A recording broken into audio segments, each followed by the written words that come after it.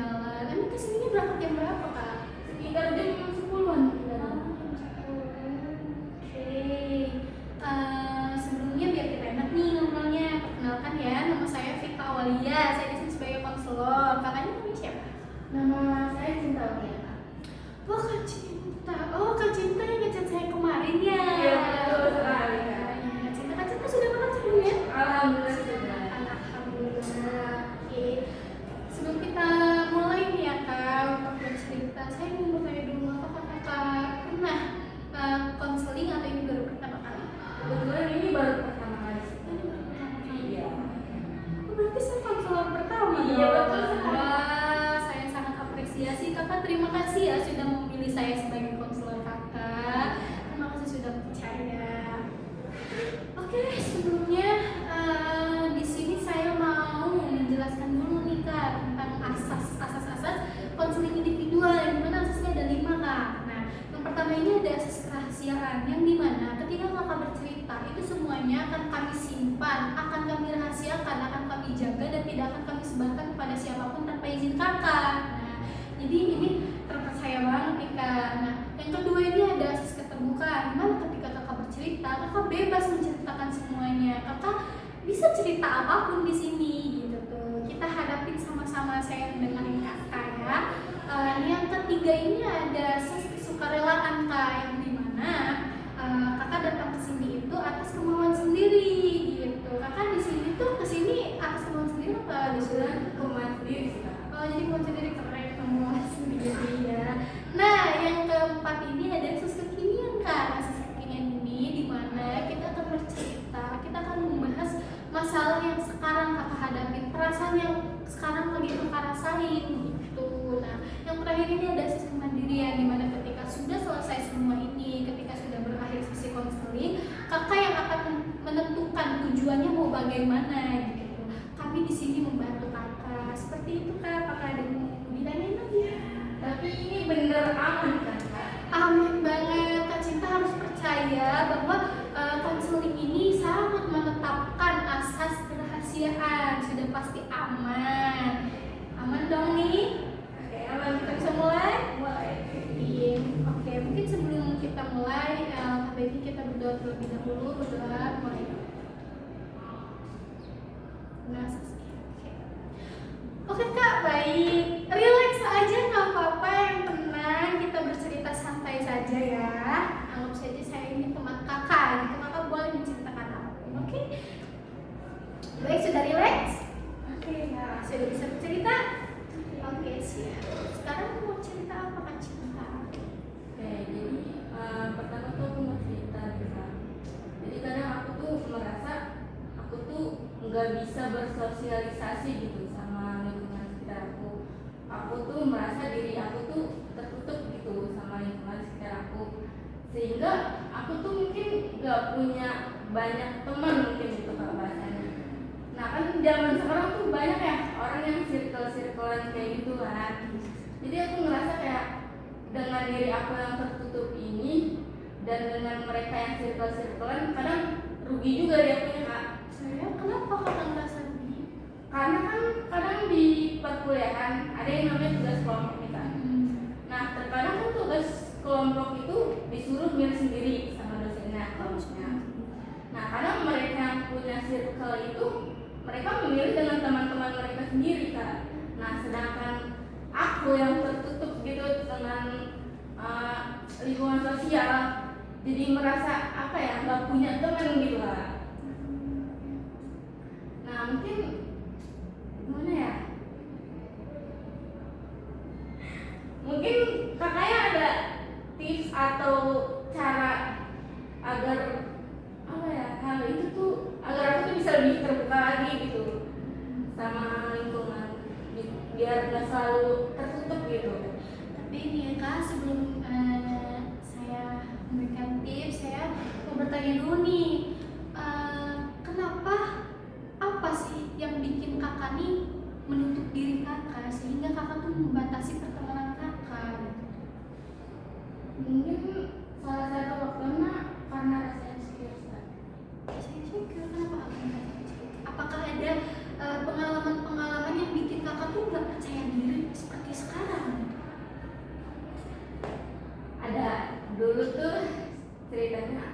aku pernah punya teman.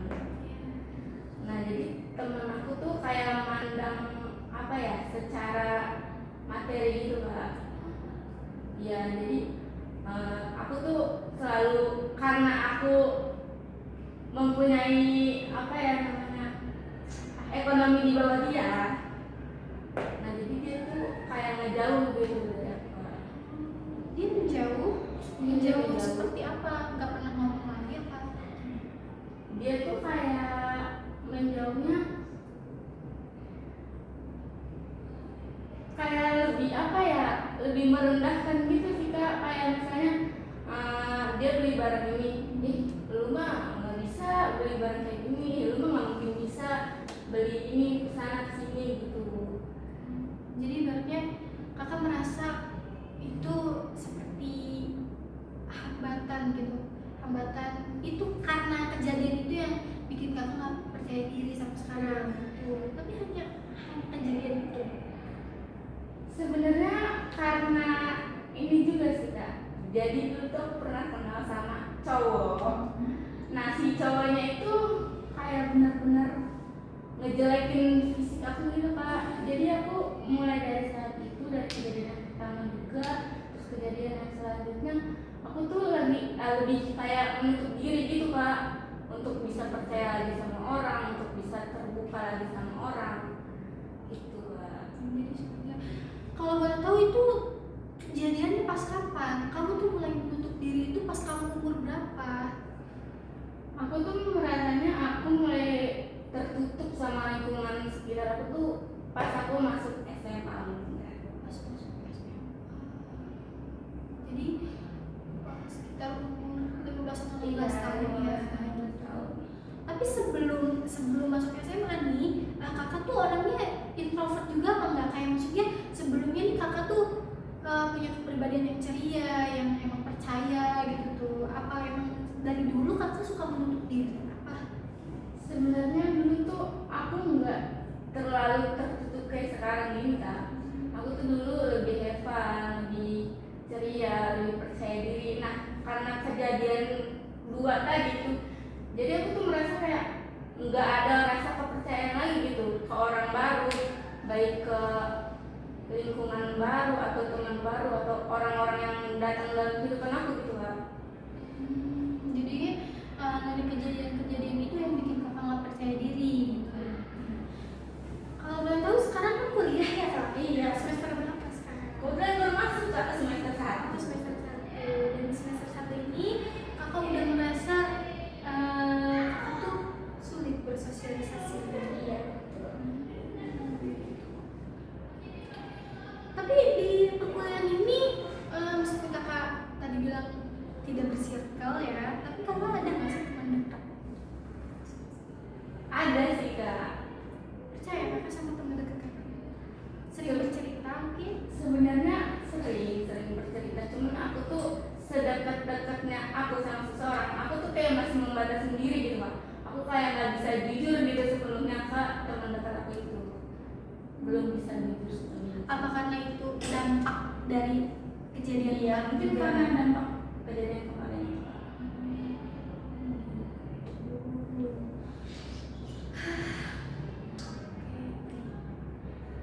Jadi kakak nih merasa gak pede nih mulai dari masuk SMA karena kejadian-kejadian yang tidak diinginkan gitu ya. Iya betul.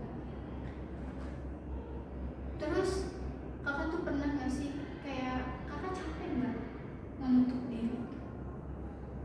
Kadang aku tuh merasa capek juga sih Kak. Aku tuh capek karena kayak ya emang merugikan diri aku sendiri juga. Kayak kok gue tertutup banget sih, kayak kalau gue tertutup kayak gini, gue ntar tahu informasi sana sini dari mana gitu loh.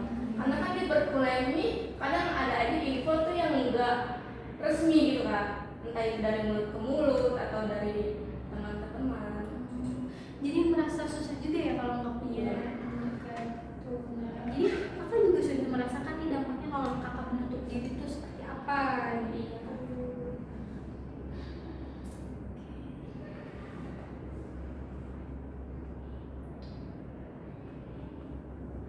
Jadi kakak nih di perkuliahan benar-benar tidak punya circle, punya teman juga nggak terlalu percaya, sangat menutup diri banget. Iya, gitu. Tapi kalau boleh tahu kakak ikut kegiatan apa lagi di kampus selain ikut kelas? Sebenarnya aku ikut organisasi sih, Kak. Organisasi eksternal PMI. Oh, organisasi eksternal ya, saya tahu. Oke, seperti itu. Dari cerita kakak nih ya, saya hanya ingin merespon sedikit nih. Jadi kakak tuh kalau menurut saya jangan terlalu menutupi diri, karena kakak juga tahu kan tadi dampaknya kakak tidak punya teman, sulit bersosialisasi, itu sangat menghambat perkembangan sosial kita gitu. Jadi gak apa-apa loh kakak tuh mulai percaya diri lagi aja, gak apa-apa. Anggap saja kejadian-kejadian dahulu tuh ya itu cuma pelajaran buat kita, tapi jangan sampai kejadian-kejadian buruk itu membentuk diri kita yang jadi bad person gitu kan. Kita tuh gak boleh loh kayak stuck di diri kita nih yang gak bisa apa-apa, yang membatasi diri gitu. Kakak kalau misalkan sudah membatasi diri gini, kakak gak pede kan mau kemana aja, selalu kepikiran, orang ngomong aja kepikiran gitu tuh, kayak aduh aku salah gak ya, aku kayak gini salah gak ya, iya kan? Nah itu terlalu banyak overthinking tuh gak bagus buat diri kakak. Gak apa-apa, kita harus percaya diri lagi aja, jangan jadikan omongan-omongan orang tuh menghambat perkembangan kita gitu. Mungkin kakak tuh ada tips nggak sih, atau mungkin dulu kakak pernah terjadi kejadian yang sama kayak aku gitu? Aku pernah waktu itu merasa bahwa aku nih terlalu terlalu aktif, terlalu banyak omong, terlalu ini, berbeda ya dengan kakak, tapi saya merasa itu dijauhi gitu tuh. Saya merasa itu dijauhi, tapi saya tuh selalu berpikir kalau misalkan saya stuck di pemikiran buruk, nanti saya nggak akan berkembang kan, saya nggak bisa bersosialisasi bebas gitu. Jadi saya menganggap bahwa orang-orang yang ngomongin saya, pengalaman-pengalaman buruk itu pelajaran buat saya jadi diri lebih baik lagi gitu tuh. Bukan bukan kayak dipikirin banget gitu tuh, karena itu akan menghambat perkembangan kita kan gitu. Jadi saya harap kakak juga ya bisa kan kakaknya, ayo dong jangan stuck di pikiran buruk terus. Emang kakak nggak capek Sih, Kak. Mungkin kakaknya ada rekomen kegiatan atau apa supaya aku tuh gak OVT atau terus-terusan insecure gitu lah kalau deket atau bersosialisasi sama orang. Ada sih. Nih biasanya kalau saya lagi pengen me time karena saya terlalu banyak pikiran itu, saya biasanya pergi menonton, atau enggak sekarang saya lagi hobi baca Kak, bisa datang ke perpustakaan gitu. Pokoknya kalau misalkan untuk meredakan overthinking itu kakak bisa melakukan hal-hal yang kakak suka, itu gak apa-apa banget, biar kakaknya juga nggak terlalu stuck di pikiran yang buruk itu gitu. Itu bisa jadi kayak gitu.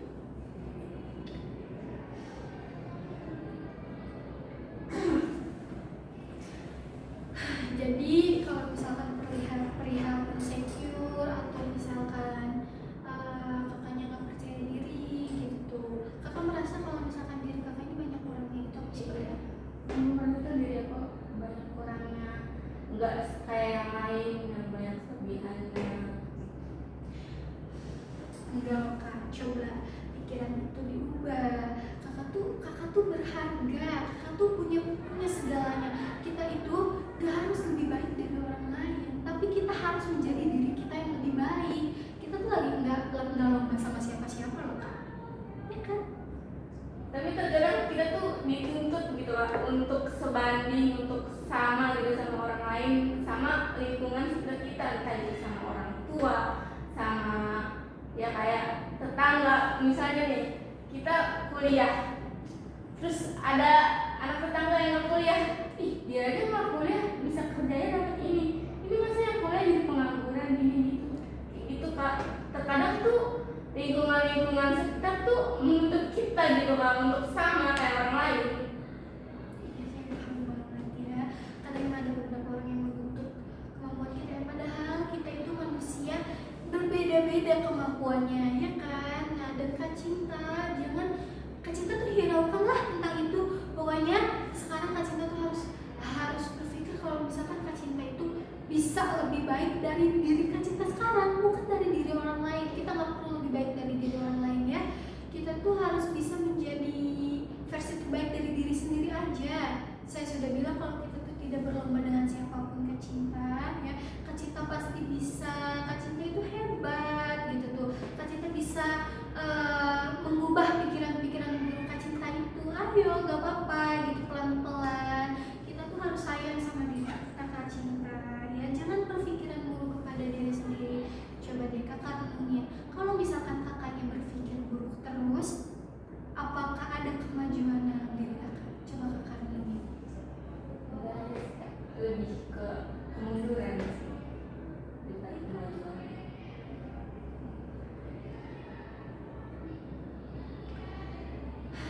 Jadi kakak merasakan kan kalau misalkan kitanya berpikir buruk terus tentang diri kita, itu sangat menghambat kan? Sangat menghambat kita sekali Kak itu. Tapi gimana ya Kak, namanya ngilangin overthinking nih. Kadang aku tuh udah berusaha ngilangin, tapi kadang overthinking tuh datang berbarengan saat kondisi kita tuh lagi capek gitu Kak. Misalnya nih, kadang aku lagi banyak tugas di hari ini, terus tiba-tiba rasa overthinking itu muncul. Jadi gimana ya, rasa capeknya tuh berasa double gitu Kak. Iya, wajar sih, karena kalau misalkan lagi capek tuh pasti kita tuh ada apa ya, meluap pikiran itu gitu. Jadi overthinking yang apa itu wajar banget. Tapi kalau misalkan terlalu larut juga nggak baik. Jadi kalau misalkan Kak Cinta lagi berpikir buruk nih, lagi ngelamun misal nih, capek banget, terus Kak Cinta mikir-mikirin hal-hal yang udah nangis tuh nggak apa-apa. Tapi jangan larut, jangan kelamaan di situ. Kak Cinta harus percaya kalau misalkan udah lagi sedih, oh saya ini harus bangkit lagi ya gitu. Oh saya ini harus nggak boleh sedih-sedih ya. Saya ini harus ceria lagi gitu tuh. Biar hari-hari kakak tuh bisa lebih baik lagi gitu. Jangan kayak larut di kesedihan itu gitu. Itu bisa Kak, pelan-pelan, nggak apa-apa, nggak instan kan, nggak harus berubah sekarang. Tapi dari diri kakaknya dulu, diri kakaknya dulu, ada niatan berubah apa enggak gitu. Bisa pelan-pelan, nggak apa-apa nih. Kalau misalkan lagi ngerasa sedih, lagi down, oh saya nggak boleh kayak gini, nggak apa-apa. Capek dulu itu nggak apa-apa, tapi 5 menit aja. Selebihnya kakak harus bangkit lagi, harus bisa lagi gitu ya kan. Tapi menurut Kak, nangis saat ada masalah itu salah nggak sih? Enggak dong, nangis saat lagi ada masalah itu wajar banget. Karena kita itu manusia, kita tuh punya emosional Kak. Kita bisa marah, kita bisa sedih, itu wajar banget. Tapi yang tadi aku bilang, jangan larut dari emosional. Kamu lagi sedih, jangan terlalu sedih. Kamu juga marah, jangan terlalu larut di marah itu. Kamu yang mengendalikan diri kamu, mengendalikan emosional kamu. Kamu harus bisa mengendalikan itu. Seperti itu. Kak Cinta itu bisa loh. Kak Cinta itu hanya tinggal mencoba mengusir pikiran-pikiran buruk seperti itu. Itu bisa. Iya sih Kak, kadang ada temen aku ceritanya nih, aku tuh ada masalah, terus aku nangis. Nah terus si temen aku ini bilang, ih apaan sih masalah kayak gitu dong ditangisin. Nah kadang tuh karena hal-hal omongan-omongan kayak gitu, aku tuh kayak mendem lama-lama meledak sendiri gitu kan perasaan itu. Jadi Kak Cinta nih masih sering banget kepikiran omongan orang itu. Iya sih, emang sangat berdampak sekali. Tapi lagi-lagi aku bilang kakak yang mengendalikan diri kakak. Coba jangan terlalu dibawa hati pikiran-pikiran buruk itu. Usir, pas gitu. Kakak tuh bisa, kakak tuh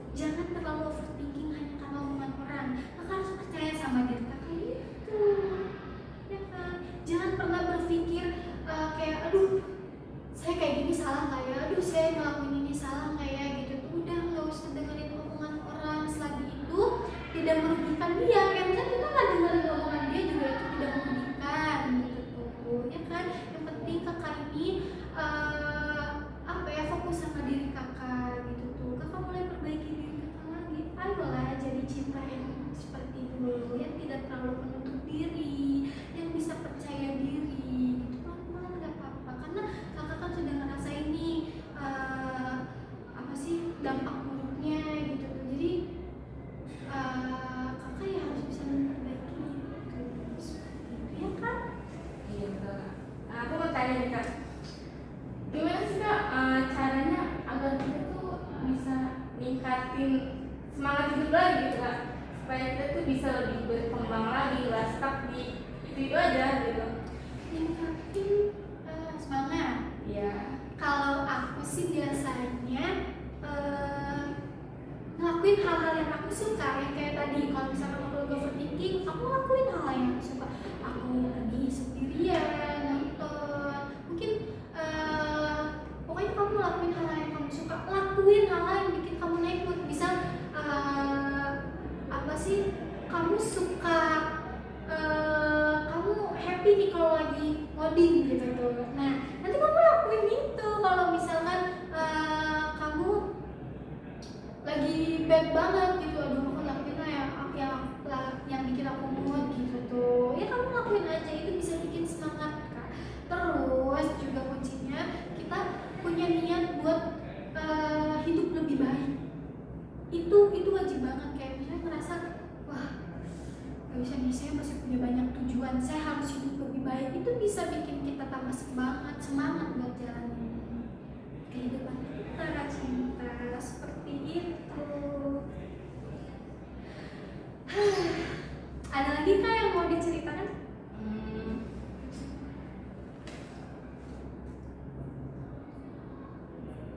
Gitu ya Kak. Ada yang masih mengganjal, pengen banget diungkapin gitu. Mungkin ini sih Kak, yaitu karena aku sering banget kepikiran sama omongan orang. Kita kan juga nggak bisa ya ngejaga mulut atau ketikan orang lain ya, supaya nggak berkomentar gitu dalam hidup kita. Ada aja gitu Kak orang nih yang apa-apa tuh komen gitu tentang hidup kita Kak. Kayak misalnya nih yang Kakak bilang kan tadi, cara ningkatin semangat hidup tuh dengan ngelakuin hal-hal yang kita suka. Nah karena aku tuh ngelakuin hal-hal yang kita suka, ada aja gitu Kak orang yang komen. Jadi aku bukan merasa bertumbuh, jadi merasa lebih insecure lagi gitu Kak. Jadi merasa lebih kepikiran lagi karena komentar-komentar itu.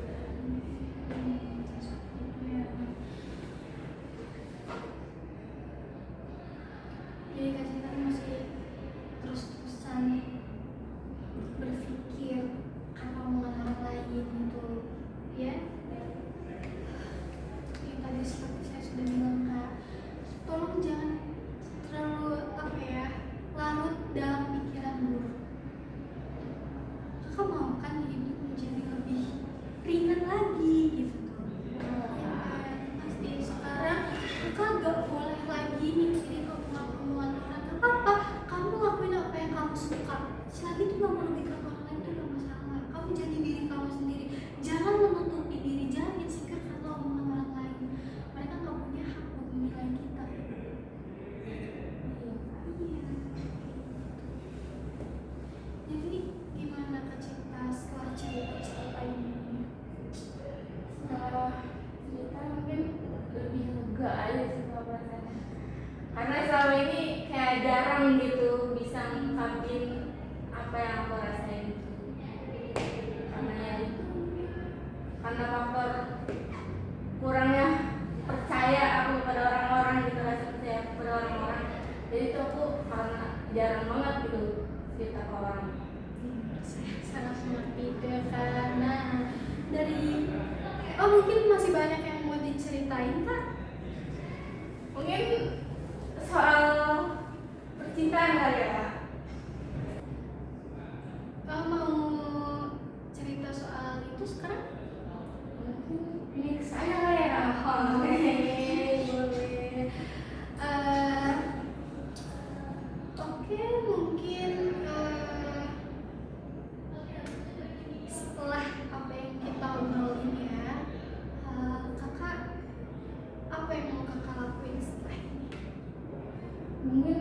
bisa belajar lagi untuk bisa lebih bersosialisasi gitu, lebih percaya diri lagi seperti apa yang kakak bilang tadi nih.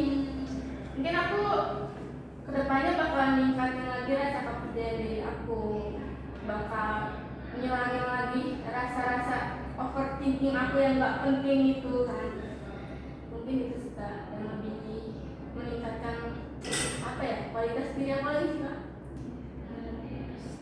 Kak Cinta itu pasti bisa merubah diri Kak Cinta menjadi lebih baik lagi. Kak Cinta harus yakin nih, nanti tujuan-tujuan yang sudah Kak Cinta sepakati nih dengan saya, Kak Cinta bisa menerapkan itu. Kak Cinta bisa loh, bisa berubah jadi lebih baik lagi, itu bisa banget asalkan Kak Cinta niat dengan hati yang tulus, dengan mau banget gitu ya. Jadi stop ya Kak Cinta overthinking tentang diri sendiri. Iya. Siap. Bisa nih mulai percaya diri lagi. Insya Allah bisa. Oke, baik. Mungkin kita akan bertemu lagi kapan? Kak Cinta ada waktunya kapan? Mungkin lusa ya. Bisa. Oke, saya bisa. Nanti kita bertemu lagi di ruangan ini ya. Atau Oke. mungkin kamu bisa jangkrik saya gitu. Nanti kita kontak-kontakan lagi ya. Oke, siap. Terima kasih Kak Cinta ya sudah bercerita hari ini.